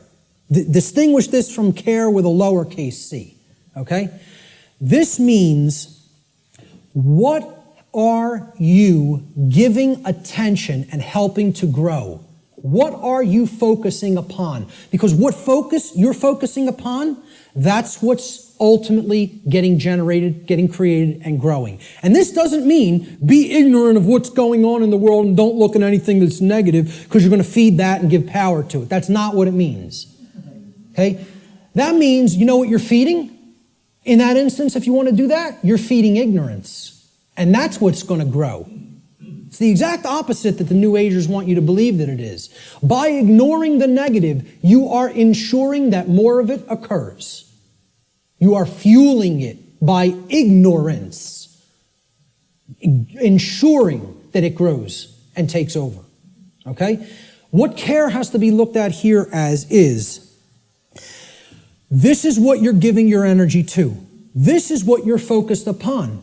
This is what you actually care enough about to do, to spend your time on, to put your attention on, to manifest in the world. That's what I'm talking about as care, okay? That's what generates our experience in the aggregate. Most people don't care about what's really happening. Therefore, it is an impossibility for us in the aggregate to change the direction of energy, to change the direction of consciousness, and ultimately to get what we say we want. That's how the real law of attraction works, all right? Here's how it actually operates. The lost principle is the dynamic of care. What we care about on a day-to-day basis acts as the driving force of our thoughts and actions. What did I say we need to develop?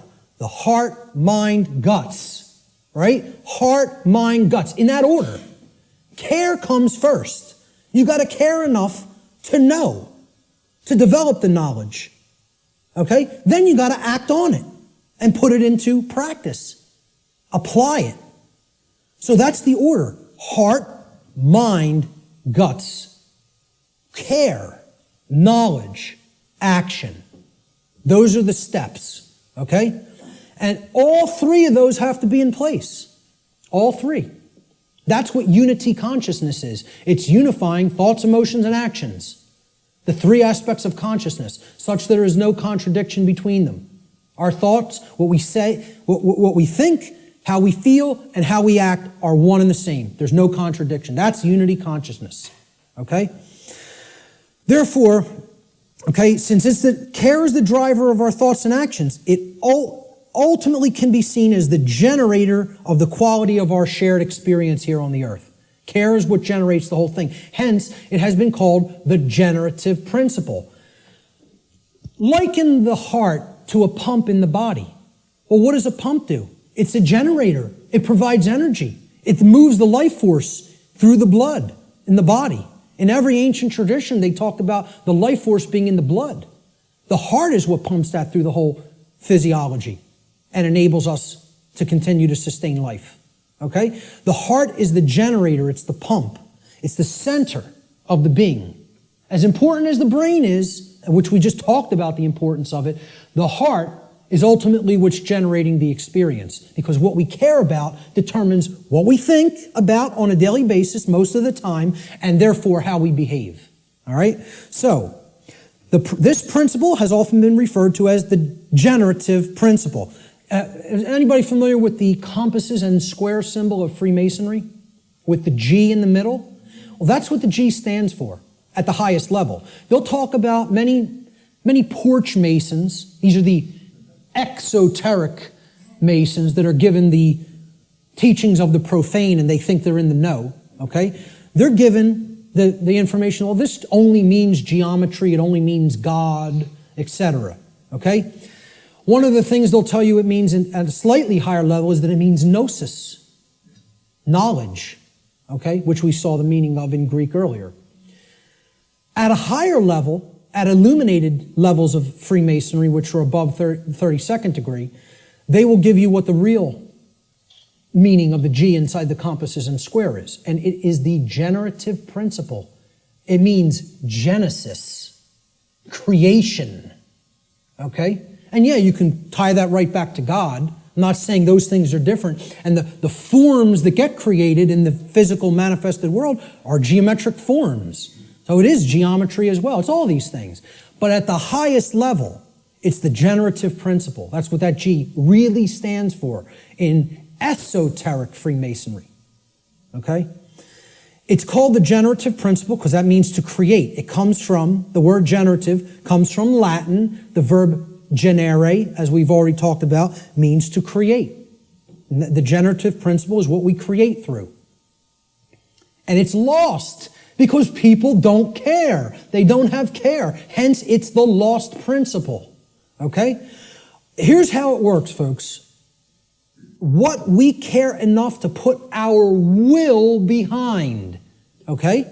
So again, heart, mind, guts. Guts is the will. The action, the masculine principle. That's what gets things done ultimately in the physical domain. What we care enough to put our will behind. And that's driven by the care. That's the generator or the pump that drives the will. Okay? What we care enough to put our will behind is ultimately what gets created or manifested in our world. The world is the way that it is because most people do not care enough, even if they say, they pay lip service, okay, and say that they want things to be different. They don't care enough to actually change it through their actions. Because when it comes all down to it, and I said this in my New Age, BS seminar or lecture, okay? What it comes down to is preventing action. Preventing action. That's what the New Age community is designed to do. They want people inactive because the dark occultists know that the thing that is ultimately generating our reality is behavior, as you saw in that simple four-part chart, that little building block chart that I put up there. Action is what's generating the reality. That gets generated through what we care about because our cares and our desires drive our actions. Okay? So most people will say they want things to change, but then when you say, what are you doing to make that change happen? Not a word. Silence comes back on the other end. Okay? So they don't care enough to change it through their actions. That's what the generative or lost principle is about. And until that principle is regained and people get out of their laziness and most of all get out of their cowardice. Again, in that New Age lecture, I'm talking about what it ultimately comes down to in the New Age movement, and I'll look at any New Ager in the eyes. They're cowards. Cowards. Ultimately, they know the evil that we're up against, and they intend to do not a damn thing about it. That's what it really comes down to. And anybody telling you it's different than that is lying to you. Okay? They're cowards. Period. And I'll say it right to any of their faces. Anything I say up here, anybody that believes in that nonsense, come and bring them to me. I'll tell them right to their face. Straight and open, just like I said it here. Because I don't care. I don't care about their nonsense. I care about what's real. Okay? So, I'm telling you, this religion has to go. It's got to go. If people are going to make real change happen, the idea that it can't be done, that it can be done without taking actual real-world action has to be purged from human consciousness. Reality does not work like that. Period. The end. And I can't make you accept that. I recognize I can't make anybody in this room accept that. All I can do is put it out there for your consideration, and if you have some common sense and really, really think about it, you'll understand what I'm saying here is absolutely the way it is. Okay? Many people want to deceive you through these religious notions, okay, which is all about getting people to stand down and accept their chains. That's what that religion's in place for. All right? This next section I call spiritual currency or spiritual currencies. All right? There's two spiritual currencies, time and attention.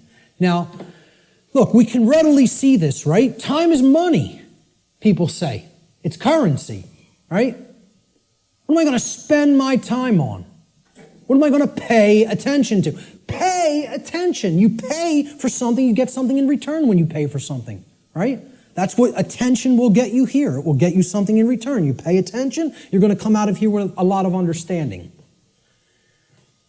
There's two spiritual currencies, time and attention. This analogy can be seen very readily in the saying, spending time and paying attention. Whatever information or endeavors we put our time and attention toward, we end up getting something in return for that investment of these currencies. This is what real money is, folks. Real money. This will get you real money. One I, mon I. Okay? If you want real money instead of the fake Federal Reserve nonsense, fiat paper currency money that isn't worth the paper it's printed upon, then keep thinking that that has value. Okay? And people who say gold is value, gold is real money. Yeah, well, I ask people, what intrinsic value does gold have? And they say, well, it's been traded with throughout time immemorial. People have valued it all the time. Does that make it intrinsic? You answered my question. It's like saying, Why does that projector have intrinsic value? And you say, because I find it valuable. No, that projector has intrinsic value because it's capable of projecting an image, and if I want that task done, that's what I use a projector for. Okay? Well, what's gold used for? Can you build clothing out of it? Can you build a house out of it? Is it malleable enough to be molded into a weapon of some sort? You're going to take shelter under it? Well, maybe if you have enough of it. But, you know, the whole point is there is no intrinsic value to this. It's something that's, the idea of it having, of any precious metal having intrinsic value, other than, you know, okay, in a technological society, it's used for computers. This is true, okay? But I'm talking about in nature. You know, where would this idea of intrinsic value of gold come from in the ancient past? People will say, well, it's used as a medium of exchange, okay? Money is not a medium of exchange. People think of it as a medium of exchange, and it's not. It's incorrect, okay? Money is the limiter of energy in the system. See, people think of money as currency. Even the name is a mind control technique because it's supposed to be about, it's the current in the energy system. This is the current. It's the amperage, right? No, it's not. It's not the capacitance either. It's not a store. That's another thing people will tell you money is, what they say is real money. Okay? It's all fake. It's all fake. It's not a store either. You know what it is? It's the resistance in the system. It's the resistance to change in the system. It acts as the resistor. Because as long as that modality of slavery called money continues to exist, it will always be extraordinarily difficult to create real lasting change. So again, I piss off everybody. Religion's got to go, scientism's got to go, New Age thought's got to go, money's got to go. All of it's got to go. You know why? It's all religion. It's all religion, and the word religion means to hold one back, to tie one up and keep them where they're at, as we're going to get to in a few moments. Okay? So let's get back to spiritual currencies. We end up getting something in return on what we put our investment of spiritual currencies toward. And you know what if it's put toward the right goals, the end result is true money, one eye. Okay? True spiritual vision. The ability to see, to unoccult something and see it for what it really is. That's what comes from truly putting time and attention onto the right things. This return could come in the form of knowledge. It could come in the form of understanding. It could come in the form of skills, expertise, and empowerment. But only if we invest these two spiritual currencies wisely. And let me tell you something, folks. That's why most people don't have any money. They got nothing to pay for it with. See, you pay attention and you get money. You spend time and you get money. I'm talking about the real thing. Cool. We're going to take a break in about 5 to 10 minutes. Okay? So we have to invest our spiritual currencies wisely. We should seek to improve our quality of attention by placing it upon information that is capable of improving both ourselves and the human condition as a whole. Give me a heads up in about 8 or 9 minutes. Thank you. Such an effort would also constitute a valuable investment of our time. We should ask ourselves, what am I spending my time on? What am I spending my time doing? And what am I paying attention to? That's where you will find whether you're investing in real value, something that is truly valuable. If most of the time we're spending our time on nonsense and trivialities and, divisive things and TV and sports and all other kinds of entertainment and distraction, well, you're going to have a return on that investment, and that return is going to be low. It's not going to result in much money, real money, okay? Most importantly, we need to ask ourselves, what kind of quality am I getting in return for my investments of time and money, time and attention, okay? These are the spiritual currencies, and that's what most people don't want to give. They don't want to give these freely for a return on investment. They don't want to pay attention to the right things. They don't want to spend time on the right things. This is a simple chart of how our quality of our attention, okay, and again, this is in the aggregate, but it's created by all the individuals, how the quality of our overall attention as a species will affect our world in accordance with the principle of correspondence, which states, as goes the microcosm or the microcosmic units, so will become the macrocosm. Okay? So over here, we have a pure information stream. This is good information. This is information that is capable, that resonates with truth, and is capable of helping to develop wisdom or right action within the being. This over here is the poisoned information stream like we get from the mainstream media, from scientism, from the New Age movement, from government indoctrination centers called schools, okay? This is the poisoned information stream. Now, everybody's going to take in some form of a mixture of both of these streams. What the goal needs to be is to purify. Just like, hey, you take in bad food, you're going to have bad health. You take in bad information, the output through behavior is going to be bad. So you got to purify. Meaning, if there's valves here on the individual buckets, these are called the individual people, okay? And they're all coming together with the quality of their water, right? What they're holding within their consciousness. And that's all going into the big pool called the world. Everybody's bringing their bucket to the pool, they're pouring it in, and then they're jumping in. And that's the world. That's the quality of the world, right? The quality of this whole thing here is going to be based on how much poisoned, polluted information was in your bucket compared to how much pure information was in your bucket. Okay? So there's valves over here. We got to shut this one off, this brown muddy valve over here, and we got to open this one up. Okay? If we do that, the world will be purified and we won't be creating self-inflicted suffering. We don't do that, we're going to be swimming in brown muck. Okay? And generating all kinds of problems for ourselves. So, how are we spending our time? What are we paying attention to?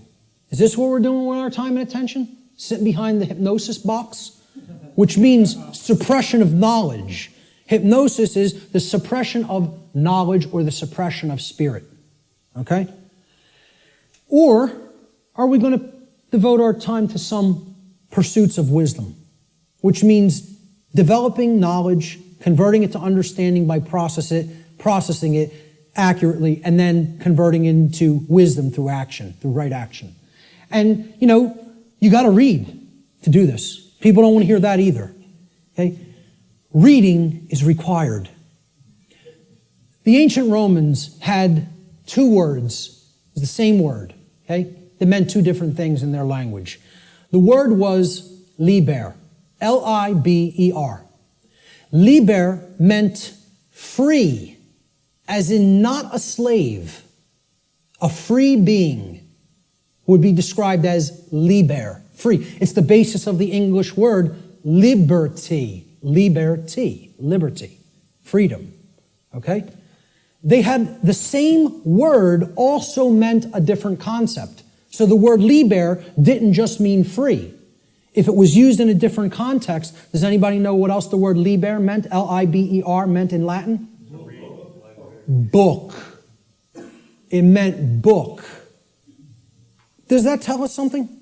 They associated the Latin word for book also meant free in their language. Okay? And again, liber is the basis for the word library. Okay? Library. Okay? Where you can go to become free if you read the right books. And again, the world is our library now. We've reunited all the parts of the big library that were cast to the four corners of the earth. The mystery traditions are available at your fingertips now, which hasn't been the case at any time in human history. And what are we doing? We're playing Farmville on Facebook. So we have to ask ourselves, what are we spending our spiritual currency on? And are we investing it wisely for a return of real money, which is actually spiritual enlightenment? I'm going to take a quick break right there, and we'll pick it up with the next section in 10 minutes. 10 minutes, right back here to continue. Thank you.